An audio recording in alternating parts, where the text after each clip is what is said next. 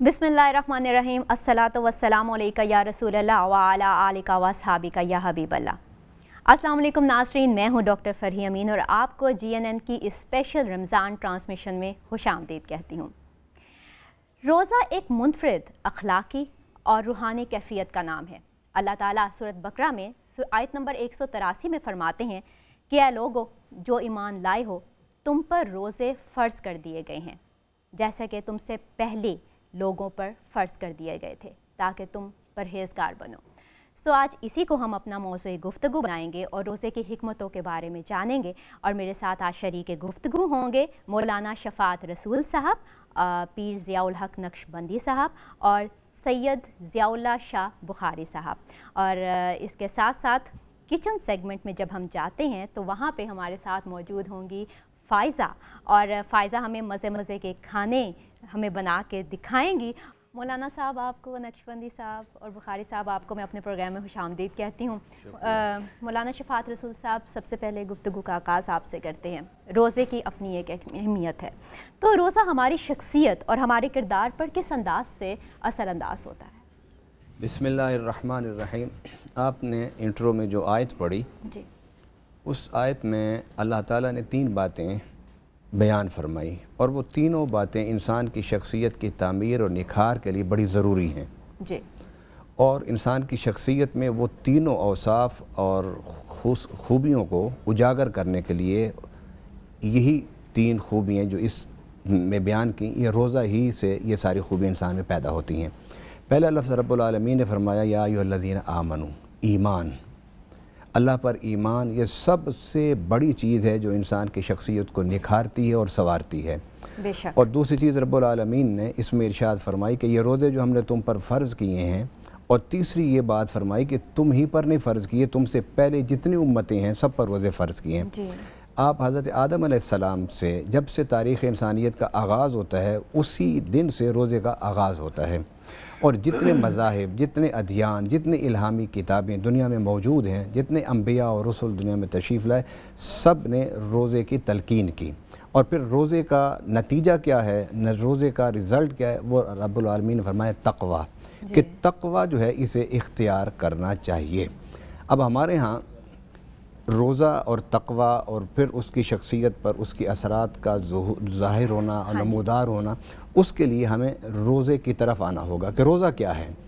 अब ये रोज़ा जो है ये फ़ारसी का लफ्ज़ है।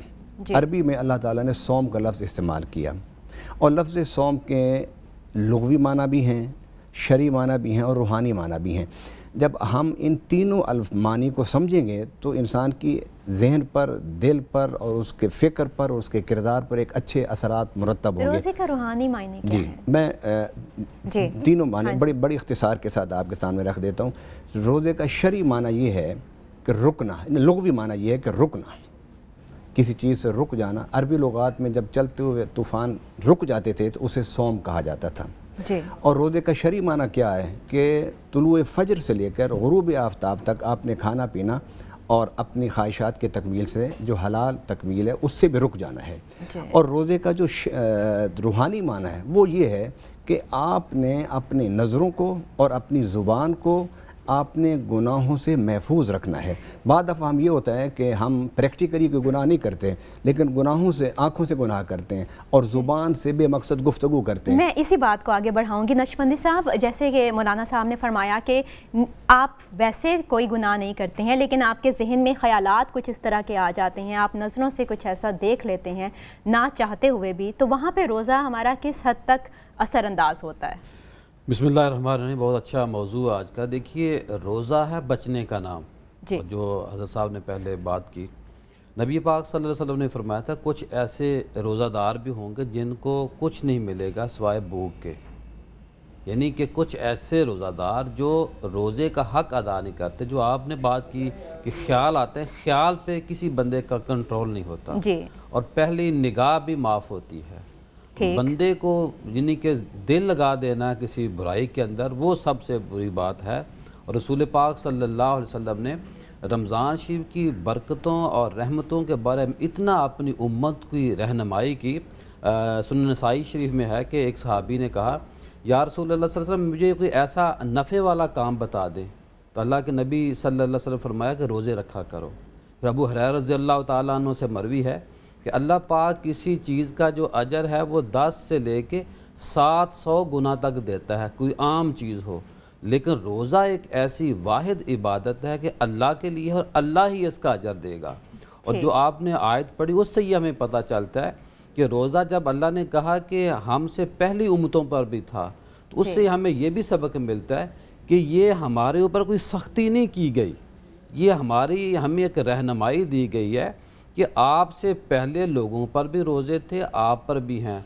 और रसूल पाक सल्लल्लाहु अलैहि वसल्लम के बारे में आता है रवायत में कि जब 29 शबान आती तो अल्लाह के नबी जलसा मुनक्कद करते, सहाबा को इकट्ठा करते, सहाबा को कहते हैं मेरे सहाबा मेरे पास आ जाओ और मेरी बात सुनो। बात क्या फरमाते थे कि एक रहमत वाला महीना आने वाला है, चाँद यानी कि चाँद देखना ये भी सुन्नत है, और इसकी बहारें और बरकतें और जो उसका अजर है यानी कि जो सवाब का अमल भी बढ़ जाता है।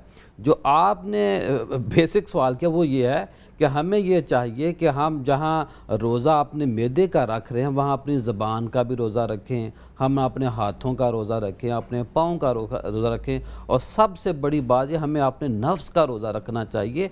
ये एक बट्टी है, यानी से जिस तरह लोहा बट्टी में जाता है तो वो खूबसूरत चीज़ बन जाती है, नरम हो जाता है। उसको जिस तरह चाहें आप जो भी चीज़, लोहा लोहा है, लेकिन जब वो पिघल जाता है तो उसको किसी भी चीज़ में आप डाल सकते हैं। तो हमें ये चाहिए कि जब हम 30 दिन या 29 दिन के रोज़े रखें तो उसके बाद हमें एक ऐसी फ़िज़ा में आना चाहिए, एक ऐसे माहौल में आना चाहिए, हमें अपनी ज़िंदगी ऐसे डेवलप करना चाहिए कि लोग वाकई समझें कि ये रोज़ेदार था और इसने रोज़ों के ज़रिए फ़जीलत हासिल की है, बरकत हासिल की है। बुखारी साहब, जिस तरह अभी नक्शबंदी साहब ने फरमाया कि हजूर सल्लल्लाहु अलैहि वसल्लम 29 शबान को सब सहाबा कराम को इकट्ठा कर लेते थे और रहमत वाले महीने के मुतल्लिक बताते थे, तो रहमतें तो चांद देखने के साथ ही या सिर्फ चांद देखने से ही स्टार्ट हो जाती हैं, और जिस तरह इन्होंने फरमाया कि इंसान की ज़िंदगी में नफ़ामंद साबित होती हैं, तो ये इसके नफ़े पे आप थोड़ा सा रोशनी फरमा दीजिए। बिस्मिल्लाहिर्रहमानिर्रहीम। बिलाशुबा माह रमज़ान के जो रोज़े हैं इनमें फ़वायद ही फ़वायद हैं इंसान के लिए, मुसलमान के लिए, समारात ही समारात है, दीन के लिहाज से, ईमान के लिहाज से, रूहानी एतबार से, जिस्मानी एतबार से, हमारे समाज और माशरे की इस्लाह के एतबार से। ज़रा अंदाज़ा लगाएं कि अल्लाह ताला ने खुद फरमाया ना, जो अब आयत का तर्जमा पढ़ रही थी, या अय्युहल्लज़ीना आमनू कुतिबा अलैकुमुस्सियामु कमा कुतिबा अलल्लज़ीना मिन क़ब्लिकुम लअल्लकुम तत्तक़ून। ये रोज़े तुम्हारे ऊपर फ़र्ज़ क्यों किए गए, उसका अल्लाह ने फ़लसफ़ा और हिकमत और समरा बयान की है कि उसका तुम्हें नतीजा ये मिलेगा, लअल्लकुम तत्तक़ून, तुम तकवे वाले बन जाओगे। तकवे वाला जो बंदा होता है ना, उसको अल्लाह ने इतने जो इनामात देने ना, वो कुरान में अल्लाह ने खुद बयान फरमाया इन तत्तकुल्लाह यजअल लकुम फुरक़ाना, अगर तुम तकवे वाले बन जाओ, परहेज़गार बन जाओ, तो अल्लाह तुम्हारे अंदर ऐसी सलाहियत पैदा कर देगा कि तुम अपने नफ़ा और नुकसान के दरमियान फ़र्क करने वाले बन जाओगे। आप नफ़े की बात कर रही थी ना, अल्लाह फरमा रहे इस तकवे की बरकत से तुम्हारे अंदर मैं अहलियत पैदा कर दूंगा, बसीरत फरासत पैदा कर दूंगा, तुम हर मामले को देखोगे, उसमें जो खैर होगी वो तुम्हें समझ आ जाएगी, जो शर होगा वो तुम्हें नज़र आ जाएगा, जो तुम्हारे लिए फ़ायदा मंद चीज़ होगी वो तुम्हें समझ आ जाएगी, उसकी तुम्हारे दिल में रग़बत और कशिश महसूस होगी, और जो तुम्हारे लिए नुकसानदेह है उससे नफ़रत तुम्हारे दिल में पैदा हो जाएगी। तो यकीनन ये रोज़े की पहली अल्लाह ताला ने जो बरकत और उसका इनाम और नफ़ा वो बयान फरमाया। दूसरा फरमाया व मन यत्तक़िल्लाह यजअल लहू मिन अम्रिही युसरा, ज़िंदगी मुश्किलात का नाम भी है, आसानियों का नाम भी है। फरमाया जो तकवे वाला बन जाता है ना, अल्लाह उसकी ज़िंदगी की मुश्किलात को आसानियों में तब्दील फरमा देता है। इन आसानियों में जो हमारे पास सबसे पहले जो आसानी आती है उसके मुतालिक हम बात करेंगे, लेकिन यहाँ पे वक्त हो चुका है एक शॉर्ट ब्रेक का। नाज़रीन, ब्रेक से वापस आते हैं और अपनी गुफ्तगू को यहीं से शुरू करेंगे, सो स्टे विद अस।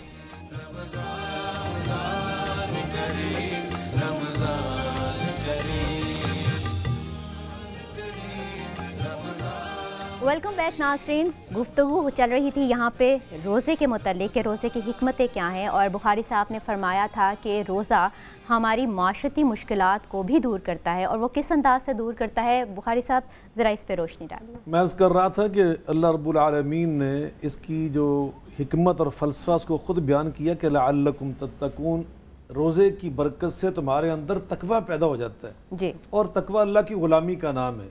कि अल्लाह ने जो फरमाया कि यहाँ तुमने ये काम करना है, ये नहीं करना, बस हम उसके पाबंद हो जाएं, इसका नाम तकवा है। और ऐसा करने वाला जो है उसके लिए अल्लाह ताला जो इनामात कुरान पाक में ख़ुद बयान फरमाए, उनमें से एक इनाम मैं ये अर्ज़ कर रहा था कि अल्लाह फरमाते हैं मैं तुम्हारे अंदर वो सलाहियत पैदा कर देता हूँ नफ़ा नुकसान के दरमियान फ़र्क करने वाली, फ़ुरक़ान जिसको कहा गया। दूसरा फरमाया कि वमन यत्तक़िल्लाह यजअल लहु मिन अमरिही युसरा, अल्लाह उसकी ज़िंदगी में आसानियाँ पैदा कर देता है। जो मुश्किलात हैं कुरान पाक में अल्लाह ने इसकी और वजाहत की है, मन अमिल सालिहन मिन ज़करिन औ उन्सा व हुवा मुमिनुन फलनुहयिन्नहु हयातन तय्यबा। अल्लाह फरमाते हैं हम उनकी ज़िंदगियाँ आसान बना देते हैं, पाकीज़ा बना देते हैं। मुश्किलात जो होती हैं जो इंसान की ज़िंदगी मुकद्दर करती हैं वो अल्लाह दूर कर देता है अपनी रहमत के साथ, और ये रोज़े की बरकत से चीज़ें हासिल होती हैं। तीसरा फरमाया वमन यत्तक़िल्लाह यरज़ुक़हु मिन हैसु ला यहतसिब, फरमाया कि जो अल्लाह का तकवा इख्तियार कर लेता है अल्लाह उसको रिज़्क़, जो आपने लफ्ज़ बोला ना मुआशरती, उसमें मुआश सबसे बड़ी चीज़ है। जब इंसान की मुआश तंग होती है तो इंसान बाज़ औक़ात डकैती करता है, चोरी करता है, मुआशरे के अंदर इंतशार पैदा करता है, बुराई की तरफ जाना कादल फ़क़र यकून कुफ़रा, बाज़ औक़ात इंसान को फ़कीरी और तंग दस्ती जो है ये तो कुफ़र तक ले जाती है। तो यकीनन हमारा मुआशरा उसके अंदर मुआश की इस्लाह जो बड़ी ज़रूरी है। रोज़े की बरकत से अल्लाह ताला फरमा रहे हैं तकवा पैदा होगा, और तकवे की बरकत से अल्लाह ताला फरमा रहे हैं तुम्हें मैं रिज़्क़ वहाँ से दूंगा, यजअल लहु मख़रजा व यरज़ुक़हु मिन हैसु ला यहतसिब, मैं तुम्हें रिज़्क़ वहाँ से अता करूंगा जहाँ तुम्हें कभी वहमो गुमान भी नहीं होगा, मैं तुम्हें मुश्किलात से निकलने का रास्ते खुद अता कर दूंगा। तो गोया रोज़ा तो एक ऐसी अल्लाह ने हमें नेमत अता की है कि जिससे हमें हमारे जिस्म भी ठीक होते हैं, और इससे हमारी, आज डॉक्टर कह रहे हैं, अतिबा कह रहे हैं कि रोज़ा रखने से और ये चीज़ें का कम खाने से इंसान के अंदर क्या बेहतरी आती है, क्या उसके जिस्म की इस्लाह होती है। इसी तरह रोज़ा रखने की वजह से मुआसात, इंसान के अंदर हमदर्दी पैदा होती है, दूसरों के साथ खैर खई पैदा होती है कि ये यतीम है, ये बेवा मेरी बहन है, ये मेरे महल्लेदार है, मेरे अजीज़ व क़ारिब में गुरबत है। यही जो मिजाज में नरमी है और एहसास जो इंसान के अंदर पैदा होता है, ये रोज़े से किस हद तक कारआमद साबित होता है नक्शबंदी साहब? रोज़े सबसे पहले तो गरीब की गुर्बत का एहसास होता है ना, कि जब गरीब बंदे को भूख लगती है और उसके पास पैसे नहीं होते, तो फिर उस बंदे जो रोज़ा अमीर बंदा होता है जब वो रोज़ा रखता है तो उसको इस बात का एहसास होता है कि गरीब की गुर्बत क्या है। यानी कि अमीरी में बंदा जो अब रोज़ा नहीं रखा होता वो जो चाहे जब चाहे खा सकता है, लेकिन जो गरीब बंदा होता है वो नहीं खा सकता, वो सहूलियात एंजॉय नहीं कर सकता जो अमीर बंदा कर रहा होता है। और रोज़े की जो फजीलत देखिए ना कि अल्लाह के नबी सल्लल्लाहु अलैहि वसल्लम फरमाया कि 10 लाख गुनाहगारों की डेली बख्शिश होती है, और जो दरवाज़ा पहले दिन जन्नत के खुलते हैं और जहन्नम के दरवाजे बंद हो जाते हैं। यानी कि जो बंदा, यहाँ तक भी सूफिया ने कहा कि जो रोज़ों में फौत होगा वो भी सीधा जन्नत में जाता है। लेकिन ये बातें सारी हिकमत और दलील के लिए हैं। सबसे बड़ी सेहत की बात हुई, ऑक्सफोर्ड यूनिवर्सिटी का एक डॉक्टर है मोर पॉलेट, वो कहता है कि जब मैंने अपनी रिसर्च में किताबों में रोज़े के बारे में पढ़ा तो मैं दंग रह गया, और मैंने रोज़ा रखना शुरू किया तो मेरे मैदे में प्रॉब्लम थी, सेहत का मसला था। चंद दिन मैंने रोज़ा रखा तो जो मेरे मैदे की तकलीफ़ थी वो दूर हो गई। और जब वो कहता कि जब मैं 30 पूरे रोज़े रखे तो मेरे जो मैदे के दर्द था, जो मेरा ज़ख़म था, वो पूरी तरह दुरुस्त हो गया। डॉक्टर भी इस बात की तहकीक और तस्दीक करते हैं कि जो मैदे के अमराज हैं, ये जो हमारा दिल के जो अमराज है, इसका आराम आता है। और हॉलैंड का एक पादरी है और वो रिसर्चर है बहुत बड़ा, उसने कहा है कि मैंने आपने जो मरीज़ हैं उनको ये मैं कहता हूँ कि रोज़े रखा करो, रोज़े रखने से उनका जो दिल के अमराज है वो ख़त्म हो जाती है। यानी कि इसकी बहुत फजीलतें और बरकतें हैं, लेकिन फजीलतों और बरकतों को आप देखिए ना, हम क्या कर रहे हैं, रोज़ा तो माशाल्लाह हम रखते हैं, लेकिन सहरी भी ज़िंदगी की आखिरी सहरी समझ के करते हैं, और इफ्तारी भी हम ये समझते हैं कि मुमकिन है। बिल्कुल ऐसा ही है। लेकिन मौलाना साहब, सही मुस्लिम की हदीस है कि हुज़ूर सल्लल्लाहु अलैहि वसल्लम ने फरमाया कि हमारे और अहले किताब के रोज़े में सहरी जो है, सहरी खाना, उसका फ़र्क है। यानी कि हम लोग बाज़ औक़ात ऐसा करते हैं कि सहरी नहीं खाते, हम रात का खाना खाते हैं और उसके बाद हम वैसे ही कहते हैं कि हमने रोज़ा रख लिया, और फिर अफ्तार के वक्त रोज़ा अफ्तार करते हैं। तो इसके मुतालिक मुझे बताइए कि सहरी खाना किस हद तक ज़रूरी है? फ़िक़ी एतबार से सहरी का इख्तियार करना और सहरी का खाना ये सुन्नत रसूल सल्लल्लाहु अलैहि वसल्लम है। इसे आप फ़र्ज़ और वाजिब नहीं कह सकते जी। यकीनन, क्योंकि अहले किताब के यहाँ और हमारी शरीयतों में थोड़ा सा फ़र्क है। दीन जो है ना, कुरान के फ़लसफ़े के मुताबिक दीन जो हज़रत आदम अलैहिस्सलाम के पास था वही दीन नबी पाक सल्लल्लाहु अलैहि वसल्लम के पास है। क्योंकि रब्बुल आलमीन ने कुरान में इरशाद फरमाया, शरअ लकुम मिनद्दीन मा वस्सा बिही नूहम वल्लज़ी औहैना इलैका व मा वस्सैना बिही इब्राहीम व मूसा व ईसा अन अक़ीमुद्दीन, के दीन एक रहा है सारी उम्मतों में, लेकिन शरीयतें मुख्तलिफ रही हैं। शरीयत मूसवी शरीयत ईसवी से मुख्तलिफ है और शरीयत मुहम्मदी सल्लल्लाहु अलैहि वसल्लम उन दोनों शरीयतों से मुख्तलिफ है। क्योंकि शरीयतें जो होती हैं वो वक्त और उसके तकाज़ों के मुताबिक उनको नबी जो होता है वो तश्कील देता है, और उसके बाद फिर ज़माना क़यामत तक, क्योंकि नबी पाक सल्लल्लाहु अलैहि वसल्लम आखिरी नबी हैं, नबी पाक सल्लम के बाद किसी नबी ने आना नहीं है, तो अल्लाह ताला ने फिर हमें कुरान और सुन्नत के साथ इजमा और क़ियास की एक नेमत अता फ़रमाई कि हम हालात हाज़रा के मुश्किलात और मसाइल, जो ये नए मसाइल हैं, उनके हल के लिए हम कुरान और सुन्नत को सामने रख के इज्तिहाद के साथ उनके मसाइल को पेश करें। अब शरीयतों में जो इख्तिलाफ है वो तमाम शरीयतों में भी है। इसी तरह नमाज का अगर आप मसला देखें तो शरीयत मूसवी में, शरीयत ईसवी में नमाज की सूरत कुछ और है, हमारी शरीयत में नमाज की सूरत कुछ और है। बिल्कुल, लेकिन अभी नक्शबंदी साहब ने फरमाया ना कि हम इस तरह खाते हैं सहरी भी और अफ्तारी भी कि जैसे ये इसके बाद हमें खाना नहीं मिलना। उनके कहने का मकसद ये था, और उन्होंने बड़ी हिकमत वाली बात की है कि रोज़ा जब ये कहता है कि आप लोग कम खाएं और फाका करें, ये आपके सेहत के लिए मुफीद है, और हम जब अफ्तारी और सहरी करते हैं उसमें हम उतना खा लेते हैं जो बग़ैर रोज़े के भी नहीं खाया जाता। बिल्कुल, तो वो फिर जो मकसद था वो ख़त्म हो जाता है। मैं इस गुफ्तगू के इस जवाब के बाद मैं एक ज़िम्नन बात करना चाहता हूँ अपने सामीन के लिए आपके तवज्जो से। सहरी के हवाले से लम्हा साहब, वो हदीस पाक है, तसहरू फ़इन्न फ़िस्सहूरि बरका, नबी वसल्लम का हुक्म है कि सहरी ज़रूर खाया करो, इसमें बरकत है। जो आपने बात की ना कि अहले किताब और मुसलमानों के रोज़े के दरमियान जो फ़र्क करने वाली चीज़ है वो सहरी का खाना है। यकीनन हमें इसका अहतमाम करना चाहिए, अगरचे बवक्त ज़रूरत, जैसे अभी अल्लामा साहब फरमा रहे थे ना कि बवक्त सफ़र में इंसान है किस तरह की सूरत है, लेकिन सहरी का आम रूटीन में ज़रूर एहतमाम करना चाहिए। फ़िक़ी एतबार से बात कर रहा हूँ ना, इसकी रूटीन का एहतमाम करना चाहिए। इल्मी एक अल्फाज आपके सामने रखें कि आपके नज़दीक, किसी भी के नज़दीक भी सहरी ना फ़र्ज़ है न सहरी वाजिब है, और यही मैंने कहा है। और उसके साथ मैंने अर्ज की थी कि सहरी सुन्नत है। शायद आपने सुना नहीं मेरे इस जुमले को। जब मैंने सुन्नत कहा तो उसके बाद फिर इस वजाहत की जरूरत है कि हमें सहरी का एहतमाम करना चाहिए, हमें सहरी का एहतमाम करना चाहिए। बुखारी साहब ने भी यही फरमाया, हमें सहरी का एहतमाम करना चाहिए। हदीस शरीफ में भी है, तो हमें लाज़मी एहतमाम सहरी का एहतमाम करना चाहिए, लेकिन इसको किस दर्जे में हमने रखना है, इसको हमने सुन्नत के दर्जे में रखना है। जी मौलाना साहब, हम अपनी बात को आगे बढ़ाएंगे, लेकिन यहाँ पे वक्त हो चुका है एक शॉर्ट ब्रेक का। ब्रेक से हम वापस आते हैं और फिर अपनी गुफ्तगू को यहीं से जारी करेंगे।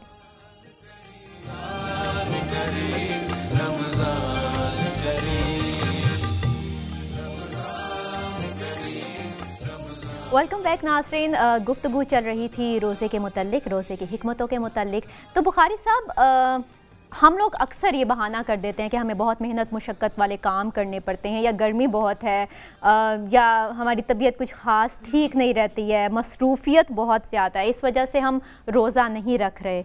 तो रोज़ा दरअसल किन लोगों के लिए मौखर करने का हुक्म आया है?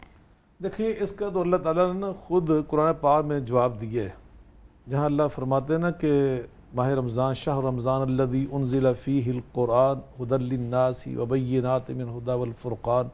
माह रमज़ान का तारुफ़ करवाया कि इसमें हमने कुरान नाज़िल किया।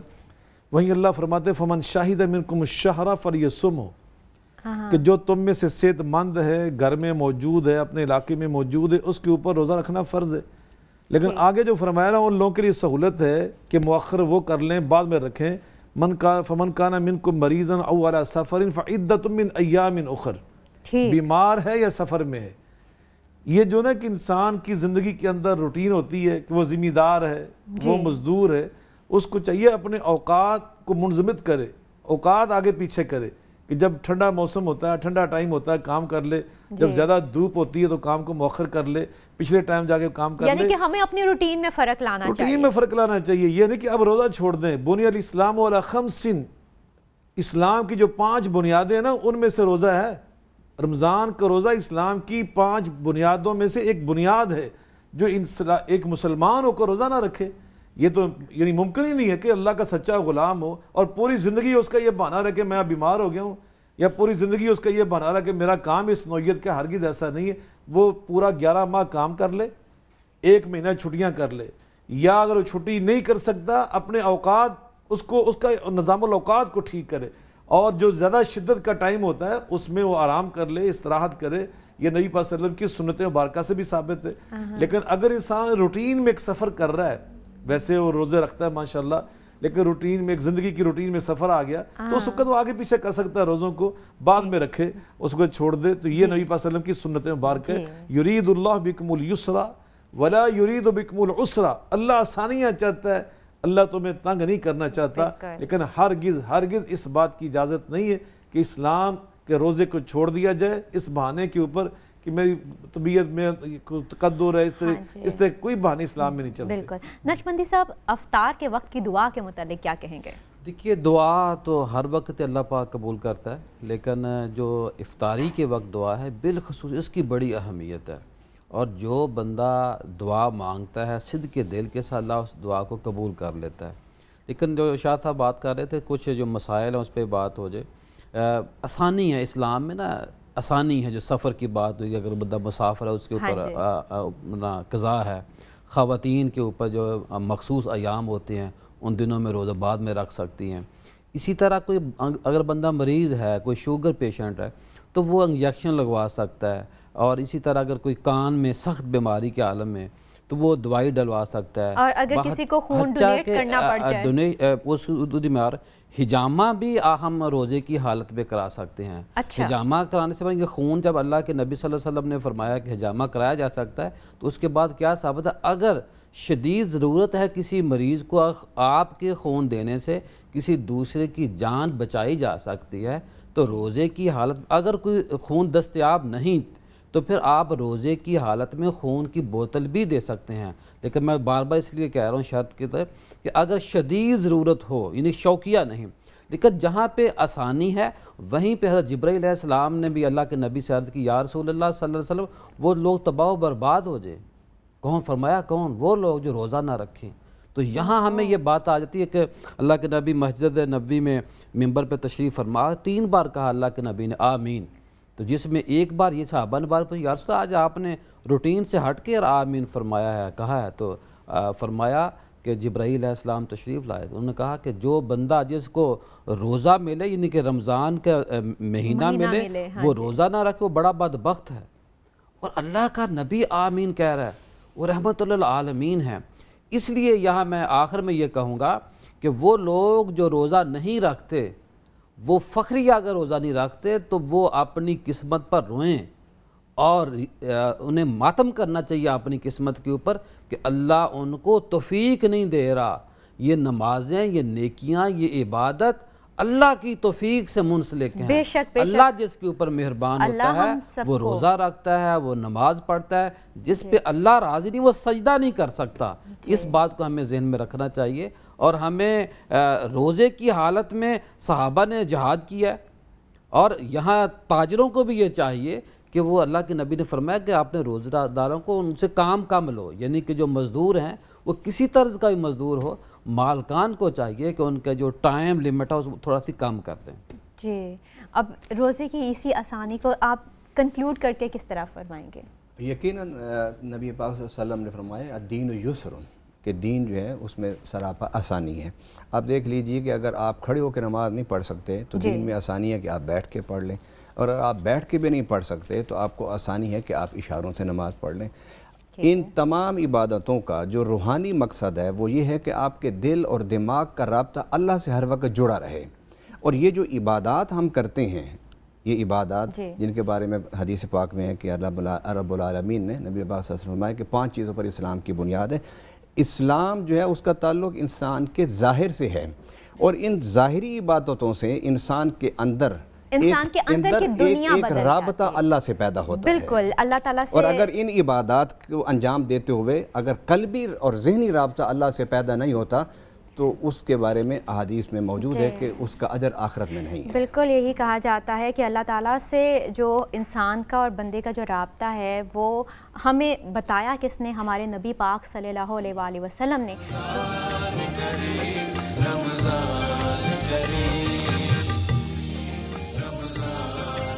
जी नाज़रीन, GNN की स्पेशल रमज़ान ट्रांसमिशन रमज़ान करीम में आपको एक दफ़ा फिर से खुशामदीद कहती हूँ। और अब हमें दो स्पेशल पर्सनालिटीज़ ने ज्वाइन किया है, जनाब डॉक्टर उसामा बुखारी साहब ने और उलामा मुफ्ती गुलाम यासीन निज़ामी साहब ने। आपको अपने प्रोग्राम में खुशामदीद कहती हूँ।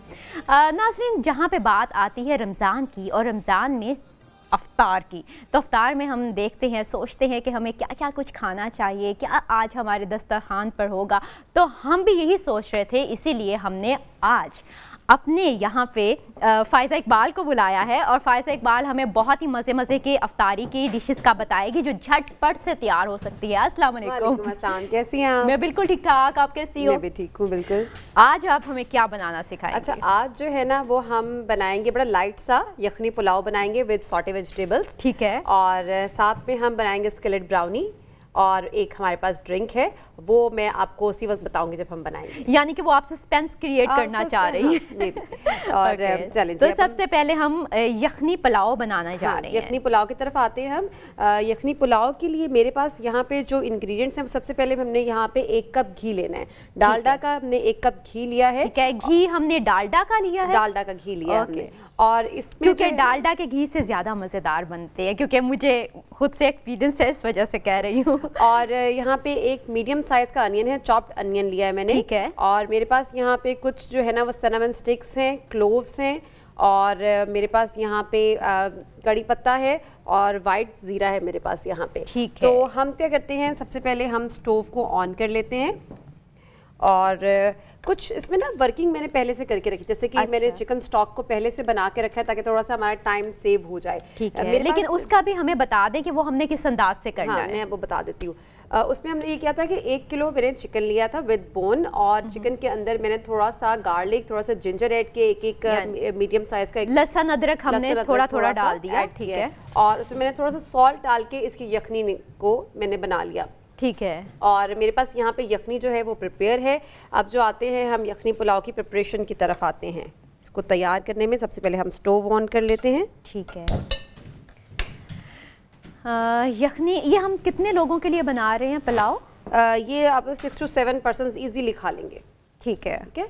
मेरे पास यहाँ पे डालडा का जो है ना वो 1 कप घी है। ठीक है। कहते हैं ना जहाँ ममता वहाँ डालडा, तो उसी मोहब्बत से आज फ़ायज़ा बना रही हैं हमारे लिए। अच्छा, इसमें मैं कुछ ना होल स्पाइसेस ऐड करूँगी, जैसे कि मेरे पास यहाँ पे जो है ना वो होल ब्लैक पेपर है।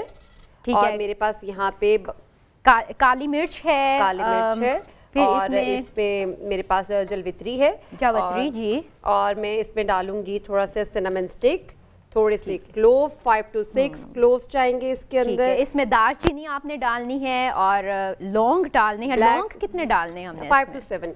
ब्लैक कार्डिमम है मेरे पास यहाँ पे, और मैं इसमें कुछ ऐड करूँगी, सॉरी कड़ी पत्ता। हाँ जी, कुछ मैं इसमें ऐड करूँगी ज़ीरा, सफ़ेद ज़ीरा और ग्रीन कार्डिमम।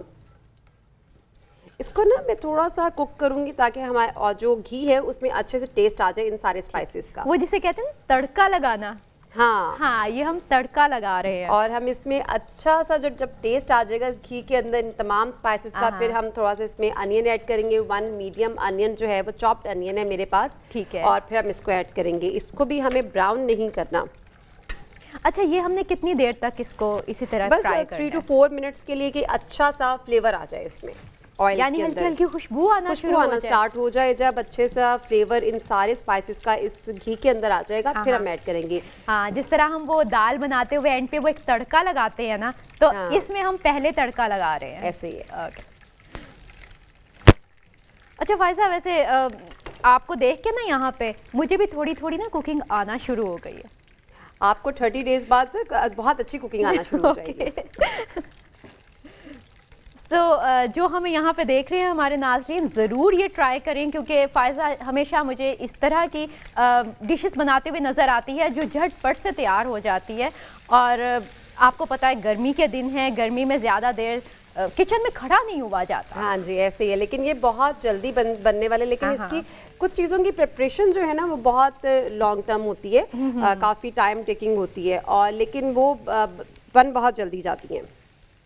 यानी कि उनकी वो जो छोटी छोटी चीज़ों को तैयार करने में बस वक्त लगता है। हाँ, बाकी वो जो चूल्हे पे जो जितना वक्त है ना वो कम है। चाइनीज़ है तो उसकी वेजिटेबल्स को कट करने में, उसकी प्रिपरेशन में बहुत टाइम लगता है, लेकिन वो बहुत जल्दी बन जाता है।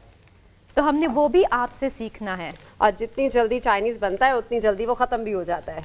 बिल्कुल। और मेरे ख्याल में ये भी जो डिश बनने जा रही है ये भी बहुत जल्दी ख़त्म हो जाएगी। हाँ। फिक्र की बात नहीं है, अफ्तारी होने की देर है, अफ्तार का वक्त करीब आते ही बस इसमें जो है ना वो अब टेस्ट आ गया। अब इसमें मैं चिकन स्टॉक को ऐड करूँगी। अच्छा, मेरे पास यहाँ पे जो है ना वो चिकन स्टॉक है। मैंने 3 कप राइस लिए हैं और मैंने उनको तकरीबन 15 से 20 मिनट पहले मैंने इनको सोक कर लिया था। अच्छा। और उसके बाद मेरे पास यहाँ पे स्टॉक है। अब मैं इसके अंदर जो है ना वो स्टॉक ऐड कर रही हूँ, यानी चिकन की यखनी हम इसमें डाल रहे हैं। जी, चिकन की यखनी। मैंने इसका मेथड बता दिया था आपको कि चिकन की यखनी का क्या मेथड है। ठीक है, इसको मैं रख दूँ साइड पे? हाँ जी, इसको थैंक यू। और अब इसमें जो है ना वो हम सॉल्ट डालेंगे। डॉक्टर मुझे वहाँ से अगर आप हमारे स्पाइसेस पकड़ा दें सर। सॉरी, ये बॉक्स, अच्छा ये कलरफुल सा बॉक्स जो है ना, ओके।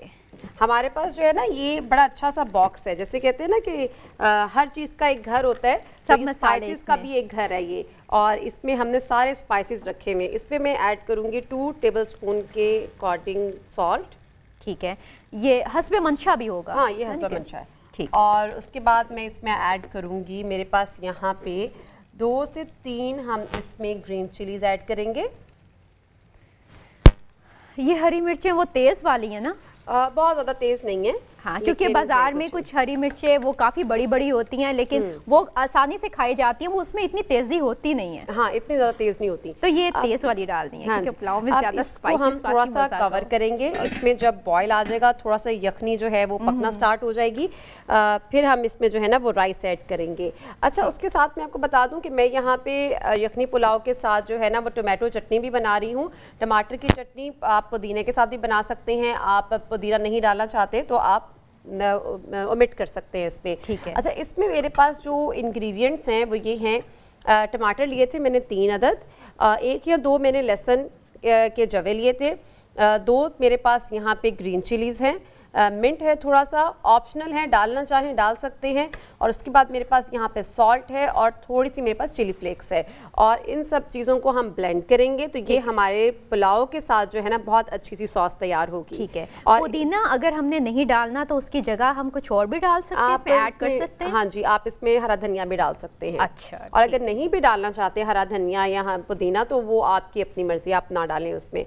और मेरे ख्याल में गर्मियों में पुदीना अगर चटनी में मौजूद हो तो वो ज़्यादा थोड़ा सा रिफ्रेशिंग लगता हाँ, है, बहुत अच्छा लगता है। जैसे कि सुबह सहरी में लस्सी बहुत रिफ्रेशिंग लगती है, आप उसको पीते हैं तो मुझे ऐसा खुद को लगता है कि काफ़ी पूरा दिन प्यास नहीं लगती है, आसानी से गुजर जाता है दिन। और ये जो सॉस है इसमें मैं थोड़ी सी चिली ज़्यादा रखूँगी, थोड़ी सी स्पाइसी सॉस रखूँगी कि यखनी पुलाव में क्योंकि इतनी ज़्यादा मिर्च नहीं होती तो इस सॉस में है। तो जो पसंद करते हैं इसको थोड़ा सा स्पाइसी बनाना वो इसको स्पाइसी बना सकते हैं।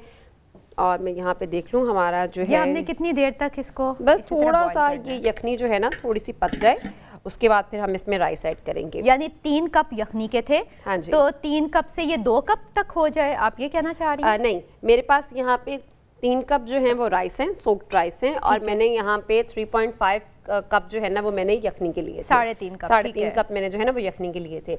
अच्छा, इसमें सॉटे वेजिटेबल्स होंगी कुछ मेरे पास जो मैं इसके साथ सर्व करूँगी। उसमें मेरे पास टमाटर है, हरी मिर्ची हैं, प्याज है जिसको मैंने गोल कटिंग करवा ली है, और मेरे पास थोड़े से जो है ना वो पोटैटोज़ होंगे, फ्राई पोटैटो कर सकते हैं आप। ये मैं इसके साथ सर्व करूँगी एज अ सॉटे वेजिटेबल्स। ठीक है, ओके, मेरे ख्याल में ये रेडी हो गया है। हाँ, बस ये ऑलमोस्ट इसमें काफ़ी अच्छा सा ये पक चुका है। अब इसके अंदर जो है ना वो हम राइस ऐड करेंगे। ज़रा मुझे ये स्पून चाहिए ज़रा, ये वाला? हाँ, ये वाला, थैंक यू। अब इसमें से हमने चावल इसमें डाल देने। ओके, ये मैं साइड पे रख लेती हूँ, दिखाएं।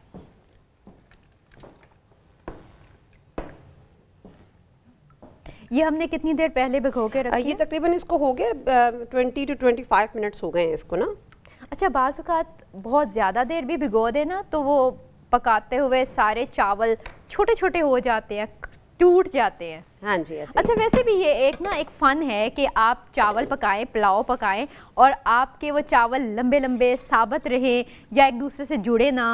अक्सर वैसे होता है जब शुरू में इंसान पकाना शुरू करता है तो चावल पकाते हुए थोड़ा सा मसला हो जाता है, कभी वो बहुत ज़्यादा वो मलीदा से जिसे कहते हैं वैसे हो जाते हैं, कभी बहुत निखर के भी सामने आते हैं। अच्छा अगर हमने सादे चावल बनाने हैं, वाइट राइस, हाँ ठीक है, तो हम अगर ये चाहते हैं कि क्योंकि कुछ चावल मैं अक्सर देखती हूँ बने हुए वो बहुत ज़्यादा वाइट होते हैं, मतलब एक आम राइस की तो बहुत सी क्वालिटीज भी होती है ना, तो वो हर राइस की अपनी क्वालिटी होती है, हर राइस का अपना एक कलर होता है, लेकिन नहीं कुछ अंदाज भी तो होता है ना। हाँ, कि उससे वाइट हो जाते हैं चावल, तो वो क्या उसमें ऐड करना पड़ता है हमें? नहीं, वो राइस की क्वालिटी होती है कि जितने अच्छे राइस की क्वालिटी होगी ना उतने अच्छे वो राइस होते हैं उसमें वाइट होने के। हाँ वाइट ही होने के कुछ ऐसे, और उसमें फिर जितनी अच्छी क्वालिटी होगी आपके राइस की उतने ही अच्छे वो आपके राइस का कलर भी होगा। मैंने सुना था कि इस तरह अगर चावल बनाने हैं तो हल्का सा सिरका डाल दें उसमें या हल्का सा नमक उसमें ऐड कर दें। वो इसलिए डाला जाता है कि चावल जो है ना वो खिला खिला रहे, उसमें वाइट होने का नहीं होता, तो खिलाना ही तो है। हाँ, अगर थोड़ा सा विनेगर डाल देंगे तो राइस जो है ना वो बड़े खिले खिले से बनते हैं। हाँ, ये वो छोटी छोटी टिप्स है ना, यही तो मैं पूछना चाह रही थी। छोटे। और आप क्या ढूंढ रही हैं? मुझे येलो कलर चाहिए, वहाँ होगा शायद येलो कलर मुझे। ओके, मैं अभी लेके आती हूँ, 1 minute. Thank you. Food colour मैंने इधर ही रखा था। ओके, अभी उसके बगैर काम चल सकता है? नहीं, मैं थोड़ी देर में आपको ढूंढ के दे देती हूं। अच्छा, जब तक जो है ना इसमें थोड़ा सा पानी ड्राई होगा, हम दम की तरफ आएंगे, तब तक मैं आपके साथ जो है ना वो ब्राउनी की रेसिपी को शेयर कर लेती हूँ। बिल्कुल, और ये मुझे यहाँ पे चॉकलेट भी नजर आ रही है। हाँ जी, चॉकलेट ब्राउनी सबकी फेवरेट। ब्राउनी में चॉकलेट जितनी अच्छी क्वालिटी की होगी, आपकी ब्राउनी, आपके डिजर्ट्स चॉकलेट से रिलेटेड या आपके केक्स उतने ही अच्छे बनेंगे।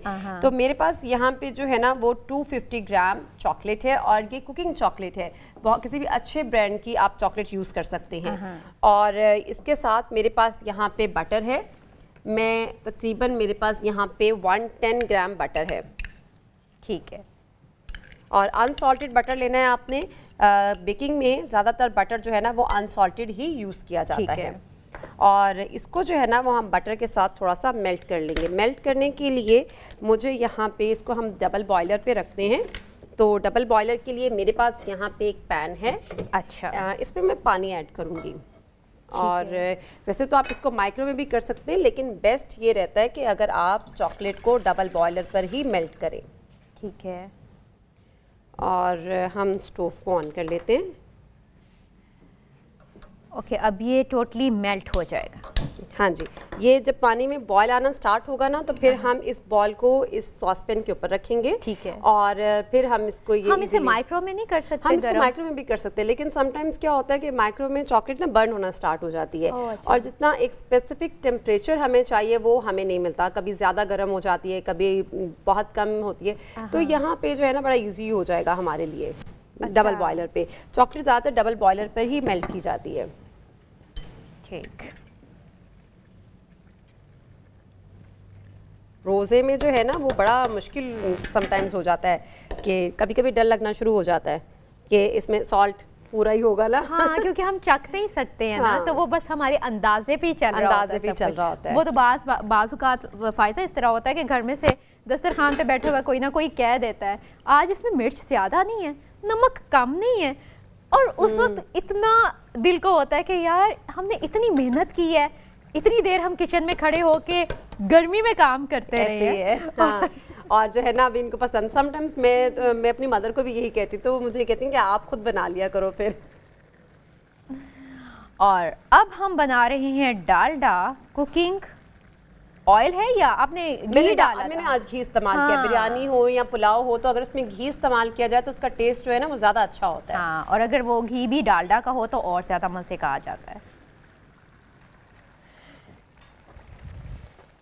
अच्छा, हमें कितनी देर और लगेगी इसमें? बस इसका पानी जो है वो ड्राई होगा तो हम इसको दम पे लगा देंगे। ठीक है, और जब ये दम की तरफ चला जाएगा तो फिर हम अपनी ब्राउनी को कंटिन्यू करेंगे इसमें। और ये जो इतनी ज़्यादा चीज़ें यहाँ पे ब्राउन शुगर वगैरह भी है, ब्राउनी के लिए है।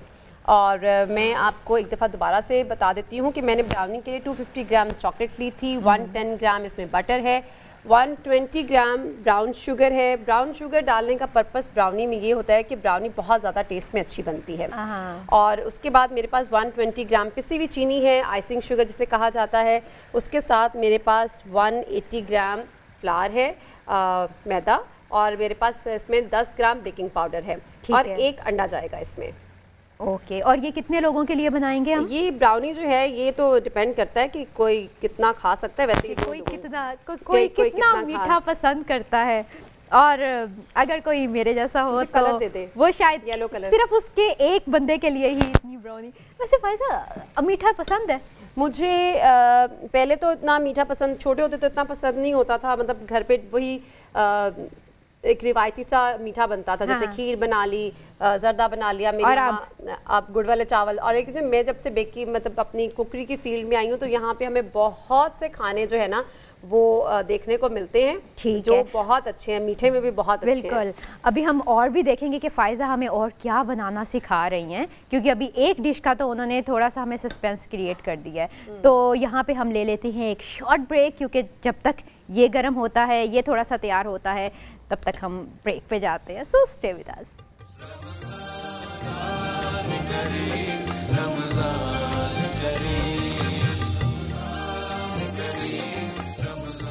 वेलकम बैक नाज़रीन। आज मैं आपको बताती चलूँ कि रमज़ान ट्रांसमिशन में हम हर दिन किसी न किसी एक अल्लाह के पैगंबर की हालात ज़िंदगी, उनके मौजज़ात के मुतल्लिक़ आपके साथ डिस्कस करेंगे। और आज हमारे जो पैगंबर जिनको हम डिस्कस करेंगे वो हैं हज़रत इदरीस अलैहिस्सलाम। और मेरे साथ आज शरीक गुफ्तगू हैं मौलाना रज़ाउद्दीन सदीकी साहब, इनके साथ तशरीफ़ फरमा है डॉक्टर उसामा और मौलाना शफ़ात रसूल साहब। गुफ्तगू का आगाज़ मौलाना रज़ाउद्दीन सदीकी साहब आपसे करूँगी। हज़रत इदरीस अलैहिस्सलाम के मुतल्लिक़ कुरान पाक में अल्लाह ताला ने क्या फरमाया? बिस्मिल्लाहिर्रहमानिर्रहीम।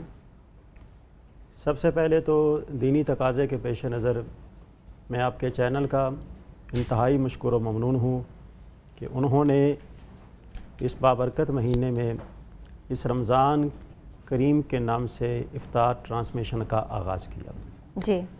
और ये बड़ा ख़ूबसूरत सेगमेंट है कि हमें अंबिया इज़ाम जो हैं उनकी हालात ज़िंदगी से हमें वाक़फ़ियत होनी चाहिए, अल्लाह के नेक लोगों के साथ। ज़ाहिर सी बात है, नेक लोगों का ज़िक्र करने से अल्लाह तबारक व तआला बंदे को नेक लोगों की सोहबत और संगत नसीब फरमाता है।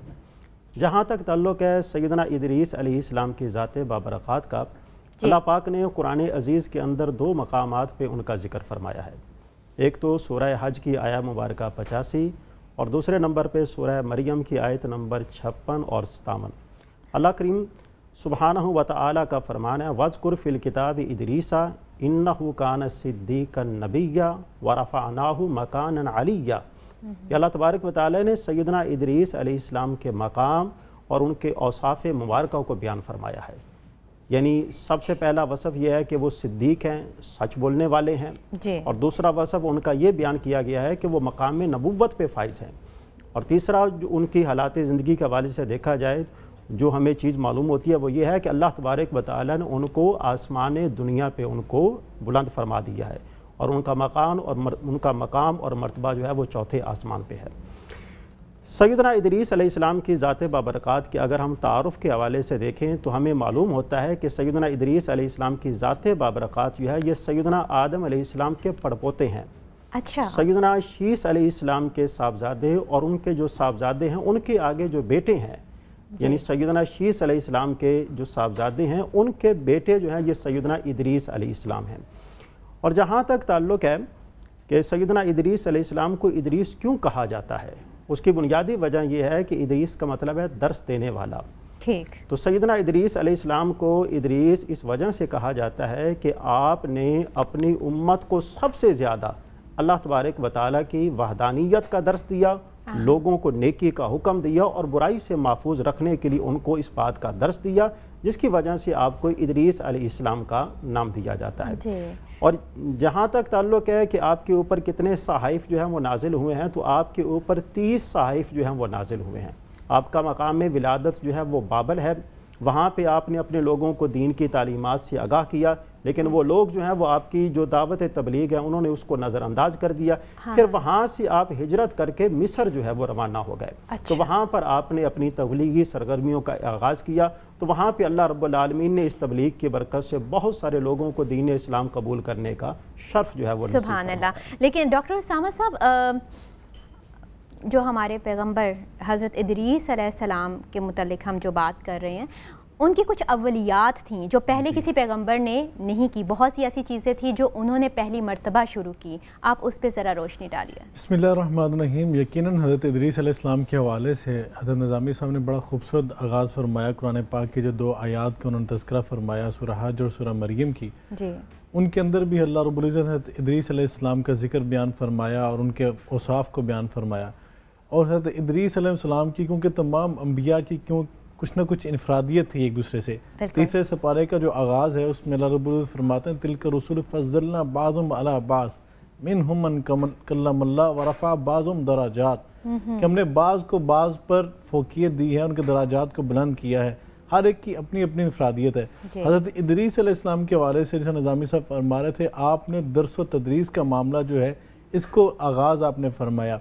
इसी के साथ आपने कलम जो है, कलम से लिखना, हज़रत इदरीस अलैहिस्सलाम ने ही इसका आगाज़ फरमाया है। अच्छा। उससे पहले लोग रेत के ऊपर निशान लगाकर उसके ऊपर निशानदी किया करते थे, लेकिन आपने कलम जो है इसको ईजाद किया, कलम से लोगों को लिखना सिखाया। और उसके साथ साथ उससे पहले हज़रत इदरीस अलैहिस्सलाम के ज़माने से पहले जो लोग थे वो खालों का जो लिबास था, जानवरों की खालें, हाँ, उससे अपने जिस्म को ढांपा करते थे। लेकिन प्रॉपर लिबास, प्रॉपर जो सूट है उसका कॉन्सेप्ट जो हज़रत इदरीस अलैहिस्सलाम ने ही उसका आगाज़ फरमाया, यानी जिसे हम कॉटन कहते हैं। जी बिल्कुल, यानी कि मतलब कपड़ों की बना हुआ शक्ल सूरत है लिबास की, प्रॉपर जो है उसको इदरीस अलैहिस्सलाम ने उसका आगाज़ फरमाया। और आप कपड़े सीने के हुनर के माहिर थे और आप हर उस पर हर अमल पर सुभान अल्लाह की तस्बीह किया करते थे। अल्लाह रब्बुल इज़्ज़त ने आपके आखिरी अय्याम के अंदर वही नाज़िल फरमाई थी कि आपका जो हर दिन है, इस दिन हमने तमाम उम्मत, उस वक़्त की उम्मत, उस वक़्त के जो बनी आदम थे उनके बराबर आपके नामा अमाल में अजर लिख दिया जाता है। और हज़रत इदरीस अलैहिस्सलाम के हवाले से आता है कि आप सितारों के इल्म के माहिर थे, आप हिसाब के इल्म के माहिर थे, आप हथियार बनाने के माहिर थे। हथियार भी सबसे पहले आपने ही जो उसका आगाज़ किया। और सबसे पहले जो जंग अल्लाह के लिए जिहाद जो हुआ है वो हज़रत इदरीस अलैहिस्सलाम ने किया है। और अल्लाह के राह में रास्ते में निकले हैं, जंग किया, जिहाद किया, कबीले के साथ, उनके लोगों के साथ, अल्लाह की तौहीद की खातिर, अल्लाह की दीन की खातिर वो हज़रत इदरीस अलैहिस्सलाम ने किया था। और हज़रत इदरीस अलैहिस्सलाम ने जो अव्वलियात की हैं उनमें सबसे जो मैं समझता हूँ अहम चीज़ हमें आज जो सीखनी है वो कलम है। आज भी हमारा जो रिश्ता जो है कलम से मजबूत होना चाहिए, क्योंकि कलम एक ऐसी चीज़ है जिसकी कसम अल्लाह ने ख़ुद कुरान में उठाई है, नून वल क़लम वमा यस्तरून। अल्लाह ने कलम की अहमियत का अंदाज़ा हमें सिखलाया है।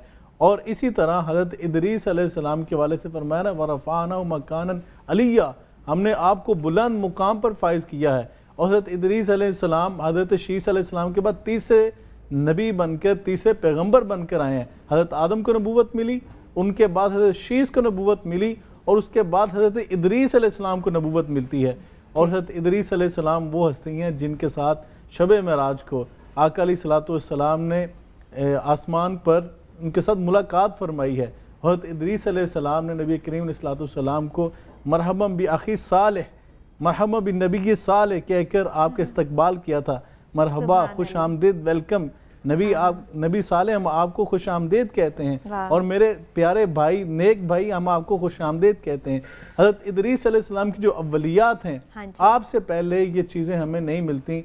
मतलब हिसाब का इल्म जो आज हम कैलकुलेशन करते हैं, या सितारों का इल्म जो था वो हज़रत इदरीस अलैहिस्सलाम के पास था। लिबास का कॉन्सेप्ट सबसे पहले हज़रत इदरीस अलैहिस्सलाम ने दिया। हथियार भी, जी, हथियार, कलम, लिबास, इल्म नजूम, इतनी सब खूबियाँ। तो मौलाना साहब, इसके अलावा और क्या ऐसी मुनफरिद खूबी थी हज़रत इदरीस अलैहिस्सलाम की? सैयदना इदरीस अलैहिस्सलाम के बारे में कुरान ने ख़ुद कहा कि नबी, कि वो नबी थे जी। उसके बाद फरमाया सिद्दीक, कि वो सिद्दीक थे जी। आखिर में फरमाया वरफ़अनाहु मकानन अलिया, कि हमने उसे मकाम बुलंद पर बुलंद फरमा दिया।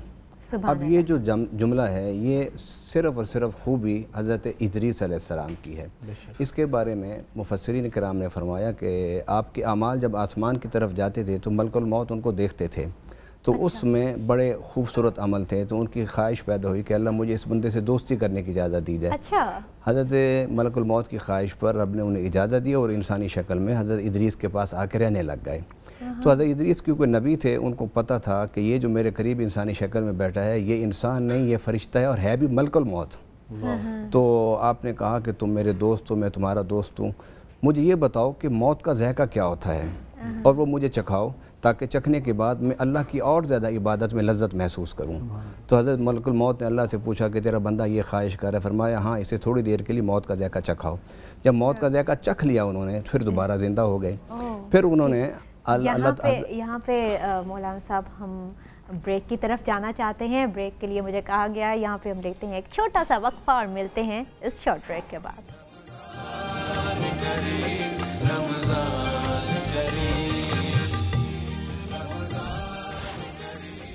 वेलकम बैक नाज़रीन। बात चल रही थी यहाँ पे क़ससुल अंबिया की और हमें ज्वाइन किया हुआ था इलामा मुफ्ती ग़ुलाम यासीन निज़ामी साहब ने, डॉक्टर उसामा ने और मौलाना मुफ्ती साहब ने। तो अभी उनको थोड़ा सा टाइम था क्योंकि वो चाह रहे थे कि अपने घर वालों के साथ अफ्तारी करें, तो उन्होंने हमसे इजाज़त चाही और हमने इजाज़त दे दी। लेकिन उनकी जगह हमारे पास इस वक्त मौजूद हैं मोहसिन भट्टी साहब, फूड एक्सपर्ट हैं। उनसे भी उनकी मालूमात से हम मुस्तफ़ीद होंगे। हमें वो बताएंगे कि वो क्या चाहते हैं कि हम खाएं और हम बेहतर रहें। लेकिन जब हम खाने की बात करते हैं तो हम चलते हैं अपनी किचन की तरफ, क्योंकि अफ्तारी का वक्त करीब है और किचन में फ़ायज़ा हमारे लिए मज़े मज़े के खाने बना रही हैं। और अब हमारी डिशेस कहाँ तक पहुँची हैं? जी फ़ायज़ा।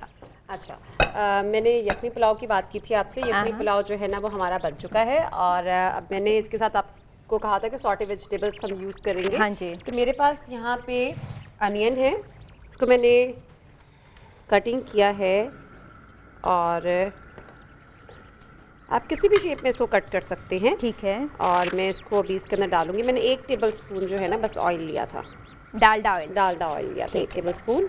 और मेरे पास यहाँ पे अनियंस हैं, इसको मैं इसके अंदर डाल रही हूँ। हमने सिर्फ इसको थोड़ा सा क्रंची वेजिटेबल्स रखनी है हमने इसमें। अच्छा। और उसके बाद मेरे पास यहाँ पे हरी मिर्चें भी हैं, टमाटर भी हैं। जी बिल्कुल। तो इन सबको भी हमने इसी में डालना? हाँ, इन सबको भी हम इसी में डालेंगे।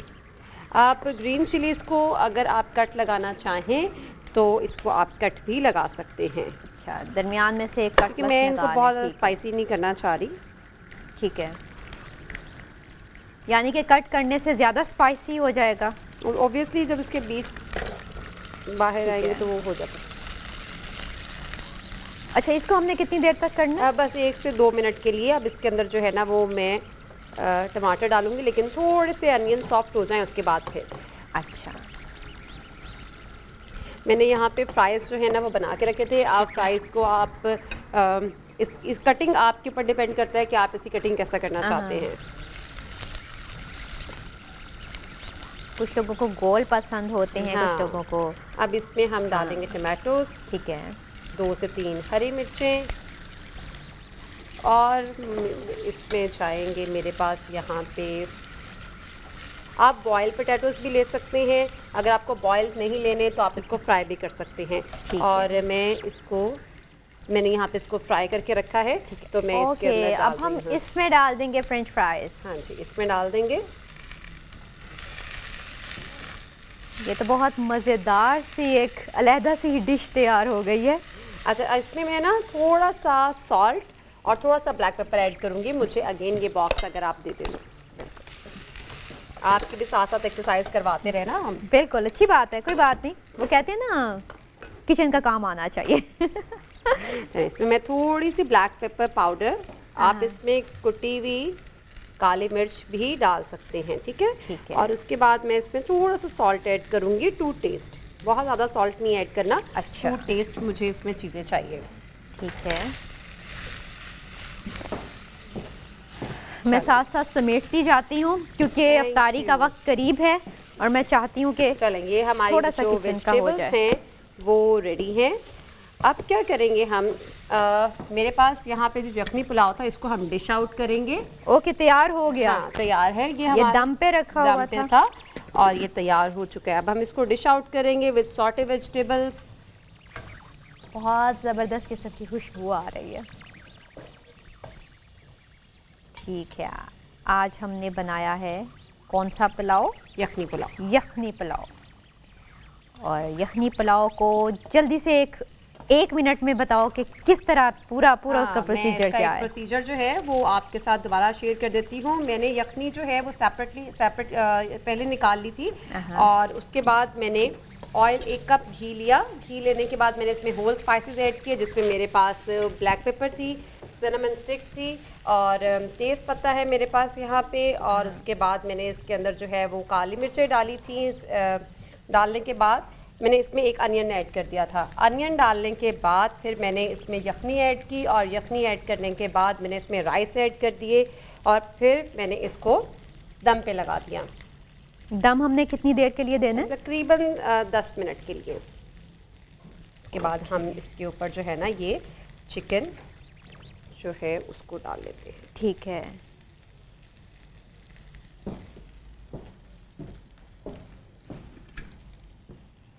इसको हम थोड़ा सा आगे कर देते हैं। इट्स ओके, मैं ये उठा लेती हूँ।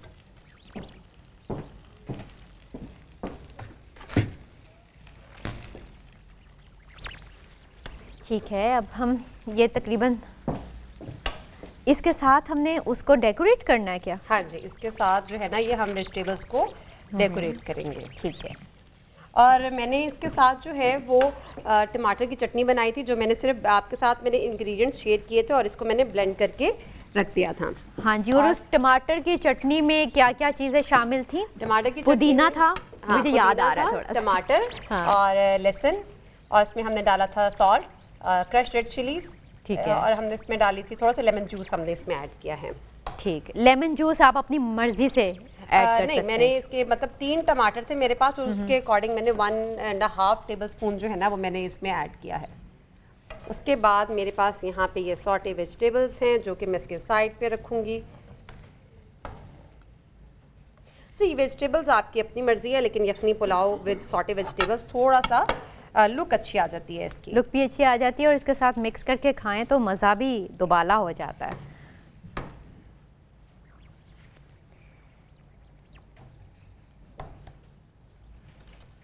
ओके, चलें, एक डिश तो हो गई हमारी रेडी। सस्पेंस क्रिएट किया हुआ है मेरा वो एक और डिश के मुतालिक। नहीं, मैंने सस्पेंस अभी आपका जो है ना वो ख़त्म कर देते हैं। मेरे पास जो है वो स्ट्रॉबेरी के साथ मैं बनाऊंगी स्ट्रॉबेरी मिंट ड्रिंक, जो कि मैं स्ट्रॉबेरी मिंट ड्रिंक जो कि मैं बनाऊंगी सोडा के साथ। और ये हम रख देते, इसको कवर कर देते हैं। ठीक है। हमारी डिश में अभी इतनी ही स्पेस थी। अच्छा, उसके बाद हम थोड़ा सा आते हैं अपने ड्रिंक की तरफ।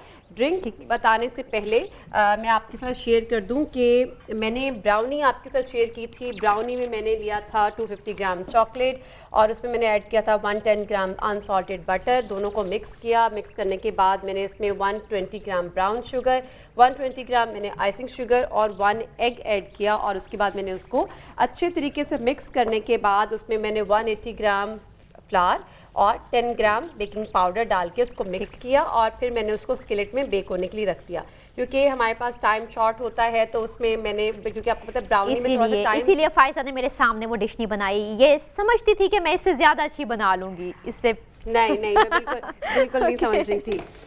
मैं इससे अच्छा समझ रही थी कि आप इससे अच्छी बना लेती हैं घर में भी। अच्छा, उसके बाद ड्रिंक पे आते हैं और ड्रिंक पे मेरे पास है स्ट्रॉबेरी मिंट ड्रिंक। और इसके लिए जो मेरे पास इंग्रेडिएंट्स हैं वो है मेरे पास यहाँ पे 1.5 कप स्ट्रॉबेरीज। ठीक है। स्ट्रॉबेरीज तो सीजन में है। और ये आपका क्या ख्याल है, वेट कम करने में कैसी हैं? बहुत ज़बरदस्त है। आप थोड़े से आप बल्कि शेयर करें स्ट्रॉबेरीज के बेनिफिट्स, आप हमारे साथ शेयर करें। पहले बना दो, अफ्तारी का वक्त करीब है, या हम बेनिफिट्स बाद में हम इसके ऊपर पूरा प्रोग्राम कर लेंगे। अच्छा। इस वक्त जल्दी जल्दी बस हमें बनाना सिखा दो। चले मैं आपको बनाना बता देती हूँ। मेरे पास 1.5 मेरे पास 1.5 कप जो है ना वो स्ट्रॉबेरीज है।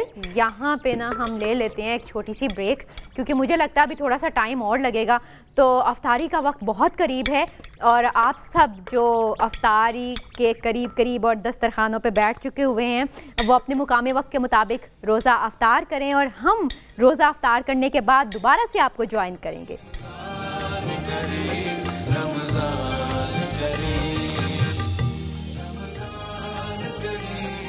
वेलकम बैक नाज़रीन, हमारे पास फ़ायज़ा मौजूद हैं और फ़ायज़ा इस वक्त हमें एक स्वीट डिश बनाना सिखा रही हैं। जी फ़ायज़ा, जल्दी से मुझे बता दो। जो स्केलेट ब्राउनी बनाई थी हमने, उसकी रेसिपी मैंने आपके साथ शेयर की थी और अब इसके ऊपर हम आइसक्रीम रख रहे हैं। वनीला आइसक्रीम, आप किसी भी फ्लेवर की आइसक्रीम रख सकते हैं, लेकिन इसके साथ ज़्यादातर जो है ना वो वनीला आइसक्रीम ही सूट करती है। और आइसक्रीम के बाद मैं कुछ इसके ऊपर ऐड करूँगी चॉकलेट चिप्स। ठीक है, चॉकलेट चिप्स हम इसमें डालेंगे ऊपर से थोड़ी सी, बिल्कुल लाइट से। आप इस पे कोई भी चॉकलेट सिरप भी ड्रिजल कर सकते हैं। और उसके बाद इसके ऊपर हम स्प्रिंकल्स भी डाल सकते हैं अगर आप लाइक करें तो। हाँ। अगर आप लाइक करें तो आप डाल सकते हैं। इसके बाद फिर मैं इसमें पर स्ट्रॉबेरी रखूँगी थोड़े से अच्छी लुक के लिए। ठीक है, ओके। बच्चे इस तरह की चीज़ें बहुत ज़्यादा पसंद करते हैं, स्प्रिंकल्स उसके ऊपर हों और बहुत ज़्यादा रंग बिरंगी सी चीज़ें हों ना तो ज़्यादा अट्रैक्ट करती हैं।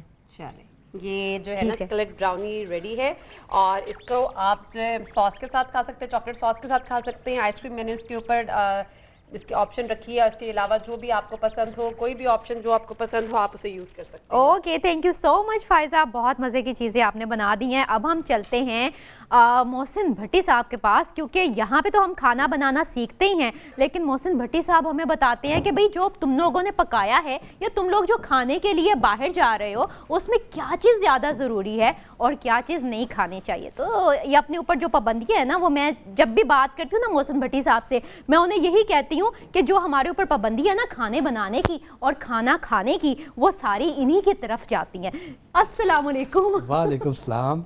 कैसे हैं आप? ठीक ठाक। आज तो अब मैं वही सोच रही हूँ मैं कौन सी डिश का नाम लूँ, क्योंकि जिस डिश का भी नाम लेती हूँ आप उसमें से कोई ना कोई खामी ज़रूर निकाल देते हैं। तो चलें, दिल पे पत्थर रख के आज मैं कहती हूँ फ्रूट चाट। फ्रूट चाट? हाँ जी। फ्रूट चाट सेहत के लिए बड़ी अच्छी है। वाह, ज़बरदस्त। खानी चाहिए। ठीक है, हम सब खा रहे हैं जी, लेकिन घर पे बना के खुद बनाएं और खुद फिर खाएं। अच्छा, अगर टाइम ना मिले? टाइम असल में देखिए, फ्रूट चाट के साथ जो मसाइल हैं ना वो ये हैं कि जो हम घर पे भी बनाएंगे ना उसमें जो मेन इंग्रेडिएंट हैं वो क्या क्या भला? फल हैं, हर तरह का फल है, मतलब 4-5 किस्म के फल तो लास्ट में डलते हैं उसमें। सेब जरूर डलता केला है, हाँ जी, केला है, सेब है, स्ट्रॉबेरी है, फिर उसमें और क्या क्या चीज़ें हैं, हाँ अंगूर भी हम डालते हैं, माल्टा भी हम उसमें यूज़ करते हैं, अमरूद भी होते हैं। तो जो सेब है, हाँ जी, सेब की जो क्रॉप है ये इस वक्त उसको आए हुए अब 6 महीने से ज़्यादा हो गया। 6 महीने पहले उसकी जो फ्रेश क्रॉप थी वो ख़त्म हो गई। अच्छा। उसके बाद सेब चला गया कोल्ड स्टोर में। ठीक है। अब कोल्ड स्टोर में भी ज़्यादा अरसे तक उसको नहीं रख सकते हैं, बिल्कुल, क्योंकि उसमें ऑक्सीडेशन का अमल होगा, उसने गलना सड़ना है। हाँ जी। तो उसकी शेल्फ लाइफ बढ़ाने के लिए ये उसके ऊपर मोम की कोटिंग करते हैं। कई बार आप सेब लेके आए, बड़ा शाइनी, बड़ा खूबसूरत, आप ये करें कि एक छुरी पकड़ें और उसको हल्का हल्का यूं खुरचें उसके छिलके को। अच्छा। तो आपको बाकायदा एक मोटी तय उतरती हुई नजर आएगी जी। कभी गौर करें। ठीक ठीक। तो अगर हम उसे अच्छी तरह धो लेते हैं? अच्छा, अब वो जो मोम है वो धुलने से नहीं उतरती। अच्छा, अगर हम उसका पूरी तरह छिलका ही उतार देते हैं? हाँ, छिलका उतार दें तो वो बेहतर हो जाती है। ठीक है। ठीक है। फिर उसका एक और हल भी है। ठीक, उसका हल ये है कि आप उसको 1 लीटर पानी, नीम गर्म पानी ले लें। ठीक है। और उसमें वो डालें मीठा सोडा 5 ग्राम। अच्छा। उसको मिक्स करके उसका सोल्यूशन बनाएं और उसमें 2 मिनट के लिए भिगो दें। अच्छा, ये सिर्फ सेब के लिए नहीं है बल्कि बाकी भी जो चीज़ें हैं उसको भी हम यानी हम सब्जियों को, फलों को, किसी को भी इस तरह हम डाल सकते हैं। जो सब्जियां वगैरह हैं उनके लिए चूंकि वो अंडरग्राउंड जो वाटर है, हाँ जी, उसमें सीवरेज वाले वाटर से जो आती हैं उसकी ट्रीटमेंट अलग है। अच्छा, वो हम अलग है। ये अब आप सिर्फ सेब के मुताबिक बता रहे हैं, ठीक है। क्योंकि इसके ऊपर, सेब के ऊपर जो कोटिंग होती है ये दो तरह की होती है। मोम की कोटिंग, एक वो है कि जो एडिबल है और एक है नॉन एडिबल। ठीक, जो सस्ती मिल जाती है। अब वो जो नॉन एडिबल है या एडिबल, दोनों में ये मार्फोलिन डालते हैं। अच्छा, मार्फोलिन जो है, क्योंकि उसके ऊपर जो कोटिंग है, ये होता ये है कि एक कन्वेयर बेल्ट है, उसके ऊपर सेब चल रहे हैं और उसके ऊपर मोम गर्म करके स्प्रे की जाती है ताकि एक जैसी लेयर उसमें आ जाए। अदरवाइज वो मोम कहीं थिक हो जाएगी, कहीं थिन हो जाएगी। उसके बाद हम खा सकते हैं ना, बस इतना मुझे चाहिए, बस उसके बाद हम खा सकते हैं। नाज़रीन, आज मैं भट्टी साहब से ज़्यादा बात नहीं करूंगी क्योंकि वो जब भी कोई बात करते हैं ना वो हमें खाने से मना कर देते हैं, दिल उठा देते हैं वहाँ से। भट्टी साहब, आज के लिए बस इतना ही काफ़ी है। नाज़रीन, यहाँ पे हमारी वैसे भी ट्रांसमिशन का वक्त ख़त्म हुआ चाहता है, हम आप सबसे इजाज़त लेते हैं और इंशाल्लाह आपसे हमारी फिर दोबारा मुलाकात होगी सहरी में।